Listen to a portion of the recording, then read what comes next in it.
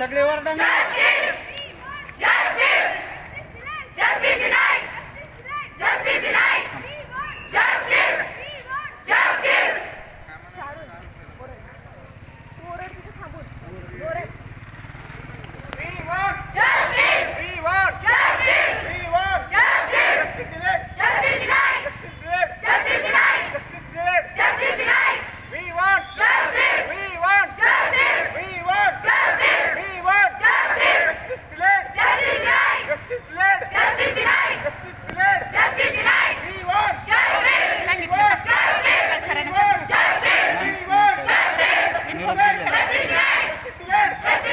मॅडमचं पत्र होतं.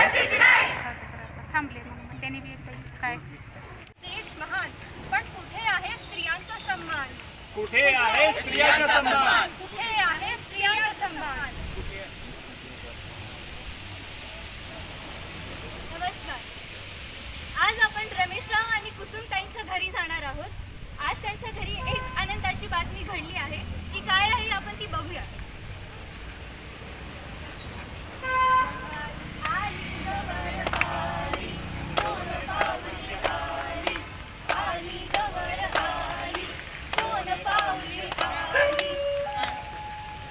किती गोड, माझी लाडाची लेक. आपण इथे नाव नंदिनी ठेवूया आणि आपण हिला खूप मोठं करूया, हिला खूप शिकवूया, सगळ्या इच्छा पूर्ण करूया. हो नक्की.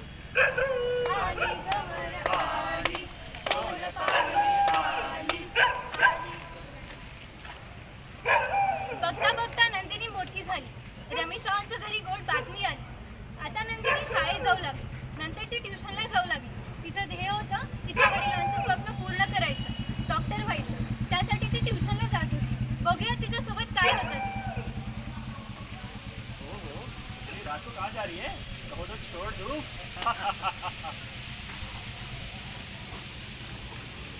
पाहिलं, आज परत एक अशीच केस झाली. नंदिनी सोबत जे काही घडलं ती घरी जाऊन ती आईला सांगते. बघूया तिची आई काय म्हणते.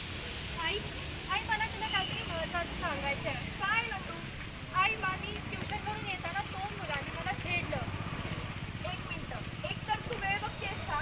आणि तू काय कपडे घातलेस? ह्या कपड्यांवरती तू तुला सांगितलेलं त्या रस्त्याने आजी का यायचं नाही म्हणून, आणि तू त्या रस्त्याने एकटी आलीच का? चूक तुझी आहे. कपडे तुझे नीट नाहीये. चूक सगळी तुझीच आहे. पाहिलं, अशा अनेक ठिकाणी नंदिनी सारखं तिच्या आईनेही या केसकडे दुर्लक्ष केलं. नंतर त्याचा परिणाम बघूया. पण जेव्हा नंदिनी डॉक्टर होते, बघूया त्यानंतर.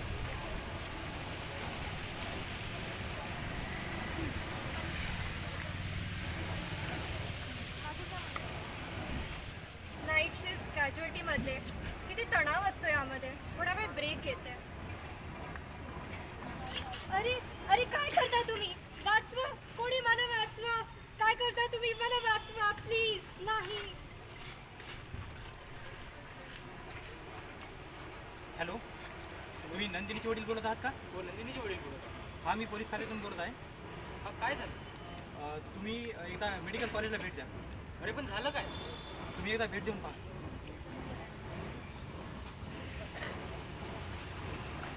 ए कुसुम, कुसुम कुठे आहे? काय झालं? अरे नंदिनीला हॉस्पिटलमध्ये ऍडमिट केलंय. आपल्या नंदूला हो, आपल्या तिला नंदूला काहीतरी झालं. हॉस्पिटलमध्ये. चला चला लवकर बघू. ताई दादा, ताई दादा, सांगा ना काय झालं माझ्या नंदिनीला काय नंदूला? झालं? मला माहिती तिला नंदिनीला तिला काय काय झालं? ऍडमिट केलंय? कोण दादा, आलं? आम्हाला काहीच तुम्हाला माहित माहिती नाहीये. नंदिनीला काय झालं? दादा काय झालंय माझ्या नंदूला? सांगा, काहीतरी Please सांगा. काहीतरी. कोणी काय सांगत का नाहीये? काय झालंय माझ्या नंदूला? काकू नंदू आपल्या सोबत नाही राहिली. काय? या नराधमांनी तिची हत्या केली काकू. हे कसं होऊ शकतं? सांभाळ स्वतःला सांभाळ. अहो तिचं वयच काय होतं? आता तर तिने जग पाहायला चालू केलं होतं. 23 वर्षाची होती ती फक्त. पाहिलं? आणखीन एक वेळ झाला. आता बघूया नंदूला न्याय भेटेल की नाहीये.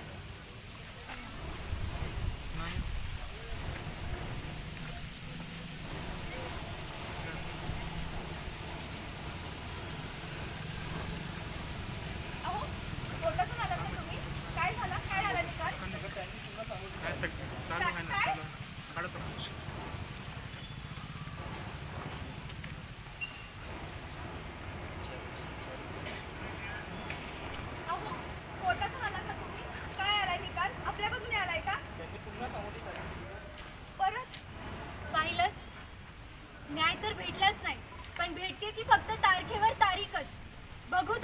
कधी न्याय भेटेल? संपूर्ण 12 वर्षांचा कालावधी संपल्यानंतर. कोर्टातून आलात ना तुम्ही? काय झालंय? त्यांना फाशी दिली. अखेर शेवटी 12 वर्षानंतर नंदूला न्याय भेटलाच. पण अशा न्यायाचा काय फायदा जर इतक्या वर्षानंतर न्याय भेटत असेल तर? आपल्या देशात अशा गुन्ह्यांसाठी भरपूर कायदे होतो आणि ते कठोर पण आहेत. पण जर या कायद्यांची अंमलबजावणी 12 वर्षानंतर होत असेल तर काय फायदा? तुम्हीच लोक म्हणता ना की आम्ही आमची मुलगी वाचवा, मुलगी शिकवा. मुलीला शिकवलं पण ती वाचली नाही. ती मुलगी शिकली होती लोकांचा जीव वाचवण्यासाठी, पण ती स्वतःचा जीव नाही वाचू शकली. एवढेच म्हणते की जर तुम्ही न्याय देऊ शकत नसाल ना तर मग त्या मुलीलाही कोसू नका की तू असे कपडे घातले होते किंवा तू असं हसली होती. We want justice! We want justice! आपण म्हणतो खरं देश स्वतंत्र झाला, पण खऱ्या अर्थाने तो झालाय असं वाटतं का कुणाला?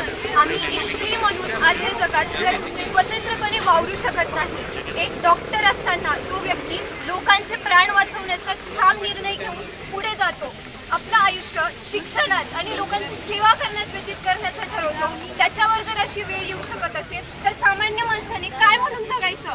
काय अधिकार स्वतःच्या मनात बाळगायचे? भारतासारख्या स्वतंत्र देशात आपण म्हणतो इथं डेमोक्रेसी आहे म्हणे, का तर लोकांची मनं सुद्धा जपली जाऊ शकत नाही तिथं. एक मुलगी साधं शिक्षण करून लोकांची सेवा करण्यासाठी तिथं होती, पण का तिचा जीव सेफ नसू शकताय तिथं?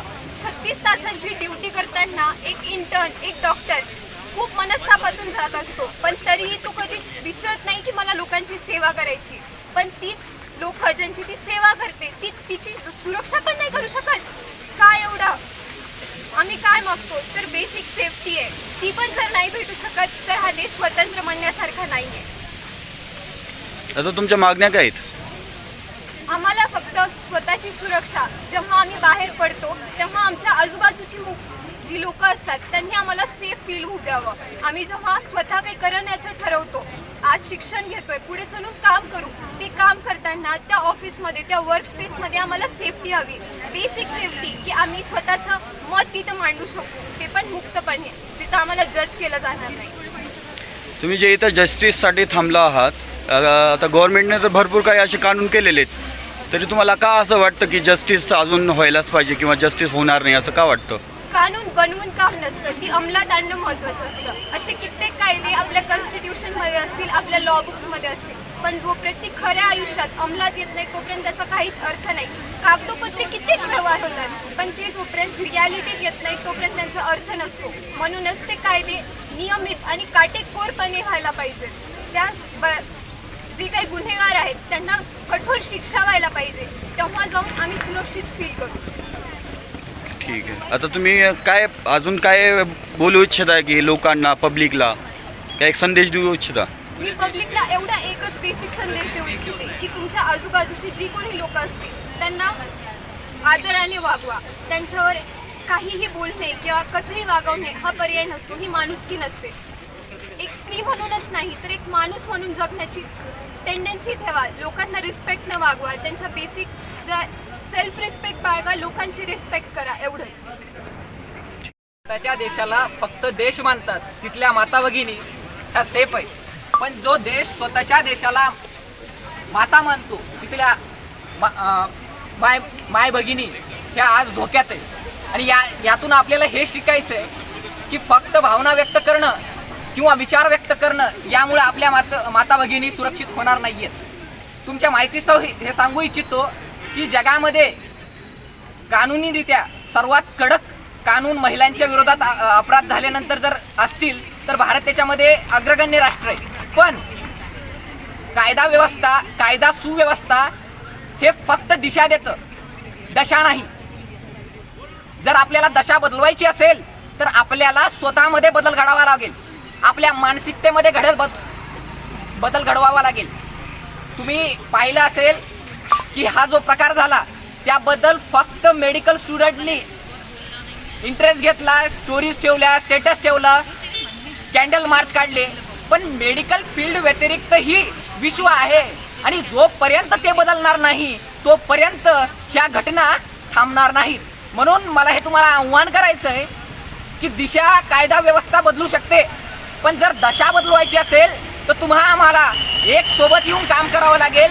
स्वतःची मानसिकता बदलावी लागेल.